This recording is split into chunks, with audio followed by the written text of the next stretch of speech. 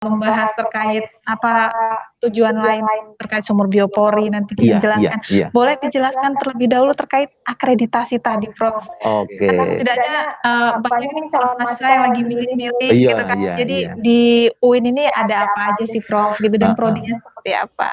Jadi alhamdulillah ini menarik juga perlu saya informasikan bahwa sebelum ada prodi baru ini, ada Fakultas Adab dan Sains itu sebenarnya di UIN Radin Intan Lampung ada 28 prodi, itu 14 prodi sudah nilai A dan selebihnya B. Jadi yang ada nilai C itu adalah prodi-prodi yang baru, yang baru usulan baru memang dari Jakarta belum diakreditasi, tapi nilainya sudah C, ya kan? Nah, alhamdulillah ini terus berjalan. Ya, ini dalam minggu yang kemarin, ya, minggu yang lalu ada asesmen, ada akreditasi di Tarbiyah, ada prodi matematik, kemudian di Fakultas FEB itu ada akuntansi, itu juga baru proses akreditasi. Ya, insya Allah hasilnya diharapkan bisa maksimal, ya kan?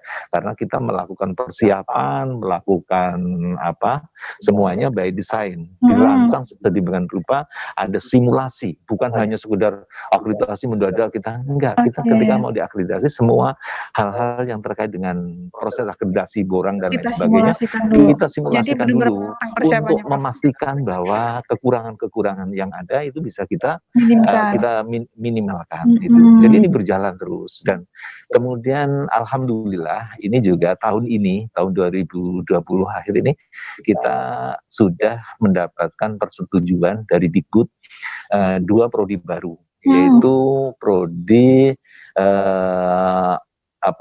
teknik informasi, ya. Kemudian ada juga biologi. Ini sudah nanti itu ada di bawah fakultas yang bernama Fakultas Saintek, ya kan? Ini alhamdulillah seperti Mbak Sulis lihat sendiri itu gedungnya sedang dibangun gitu. Jadi nanti pertengahan tahun 2021 insya Allah gedung-gedung fakultas baru ini sudah selesai. Jadi ini berjalan terus. Jadi kita meskipun ada pandemi COVID seperti hari ini, bukan kita berarti kita lockdown, kita tutup nggak ada perkuliahan, nggak. Hari ini untuk merespon itu semua, kita perkuliahan dengan cara daring, ya kan? Jadi tidak ada perkuliahan yang offline, tapi sekarang kita mengikuti protokol kesehatan, kita laksanakan bukan hanya perkuliahan, tapi juga wisuda, bahkan ujian tesis, skripsi, itu yang memang perlu yang bisa dilakukan dengan daring, kita lakukan daring tanpa harus mengurangi kualitas dan proses yang harus dilewati.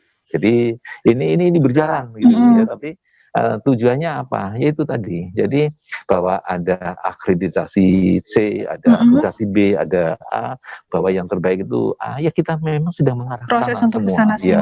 Jadi pada akhirnya semua terselenggara dengan penyelenggaraan terbaik. Itu mimpi kita dan memang bukan hanya sekedar mimpi kosong, tapi kita rancang, kita desain langkah kita semuanya menuju ke sana. Nah inilah maka saya katakan kita harus menyamakan frekuensi mulai dari rektor sampai paling bawah ya penyelenggara kampus ini kita gelombangnya harus sama. Oke, bicara kualitas dari fakultas akreditasi sudah dijelaskan begitu gamblang oleh Prof. Mukri. Jadi kita juga perlu tahu bahwa di kampus ini juga untuk Green Matrix-nya sudah ada penggunaan sumber energi surya. Oh iya. Boleh diceritakan ini, Prof? Jadi kita ini karena memang menjadi visi kampus ini adalah kampus yang green ya, kampus yang berkelanjutan. Jadi bukan hanya sekedar diselenggarakan, tapi juga hari ini Mbak Sulis bisa lihat kampus ini sudah menggunakan jadi ya satu bersih, asri, hijau, kemudian airnya juga bersih gitu. Kemudian juga lampu-lampu yang ada hampir semua gedung itu sudah menggunakan lampu yang hemat energi. Tapi tidak berhenti di situ. Kami juga sudah mulai memanfaatkan matahari. Jadi energi surya. Energi surya itu seperti masjid masjid, mahat, itu sudah menggunakan itu. Nah ini ya tentu kita tidak semuanya tiba-tiba menjadi seperti itu. Proses ya, Prof? Iya, tapi proses. Seperti gedung baru Mbak Sulis ini yang ada, bangunan-bangunan baru, ini tidak hanya sekedar dibangun gedung, tapi gedung ini juga kami desain, kita rancang gitu menjadi smart building, bangunan cerdas. Nanti ketika siang rapat dan lain sebagainya tidak lagi perlu menyalakan listrik. Jadi karena hemat apa? energinya. Iya, hemat energi. Jadi ini kampus ini kita rancang, kita desain dan menuju pada kampus yang green. Dan alhamdulillah seperti saya sampaikan tadi, kita hari ini tahun ini sudah ranking 11 dan kemarin kita baru submit lagi, ya kan? Alhamdulillah skornya naik hampir 2000 skor, ya kan? Ini juga bukti bahwa kami gitu bukan hanya udah mendapatkan ranking 11 berhenti enggak, tapi ini jadi bukan hanya pada top 10 tapi bahkan kita mungkin satu-satunya perguruan tinggi di Indonesia yang sedang ongoing proses ya untuk mempraktekkan, mengimplementasikan ISO 14001 untuk tahun 2020. Boleh dijelaskan dulu. Iya. Jadi ini ISO 14001 ini adalah mazhab Jerman. Jadi masalah lingkungan dengan standar internasional yang ada di Jerman. Kami hadirkan itu. Maka nanti yang sadar lingkungan, cinta lingkungan itu bukan hanya pada level klaster pimpinan, tapi juga nanti semua karyawan, semua mahasiswa, ya itu semuanya. Bahkan kalau untuk seluruh karyawan dosen nanti menjadi IKU, indikator kinerja utama. Itu udah masuk. Bahkan kurikulum tertentu, mata kuliah tertentu yang berkenaan dengan lingkungan itu masuk juga. Jadi kita bukan hanya sekedar kelihatan asri, kampusnya hijau, bersih, bukan hanya itu. Tapi kita spiritnya adalah menghadirkan, ya kan, perilaku sosial atau menjadi etika sosial berkenaan dengan lingkungan. Ya Mbak Sulis lihat sendiri, di kampus ini kan nggak ada sampah, nggak ada tidak ada orang rokok, ya kan? Karena apa? Bangsa Indonesia ini, masyarakat Indonesia pastilah yang mengatakan bahwa rokok itu nggak sehat.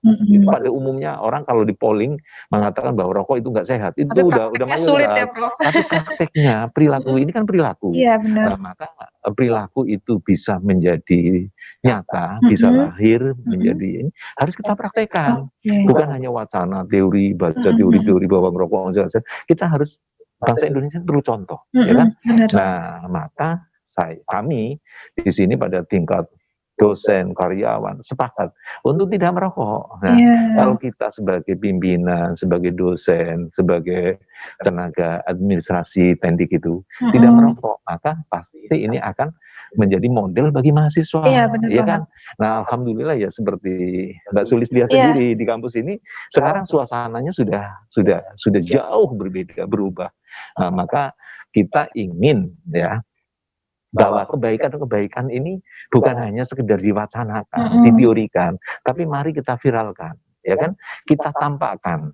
Karena menampakkan kebaikan itu perintah agama. Liyudhiruhu ala dini kullih. Tampakkan kebaikan-kebaikan itu. Jangan sampai di muka bumi ini yang nampak yang jelek-jelek. Kejelekan-kejelekan nampak menjadi viral di mana-mana, sementara kebaikan tidak nampak. Nah, tidak ini ada gitu kan ya, maka kita ingin menganut mazhab yang tadi itu, lebih banyak menampakkan kebaikan. Soal kemudian ada yang kurang dan lain sebagainya, itu ya manusiawi saja, karena memang manusia ya nggak ada manusia yang nggak pernah salah, ya kan?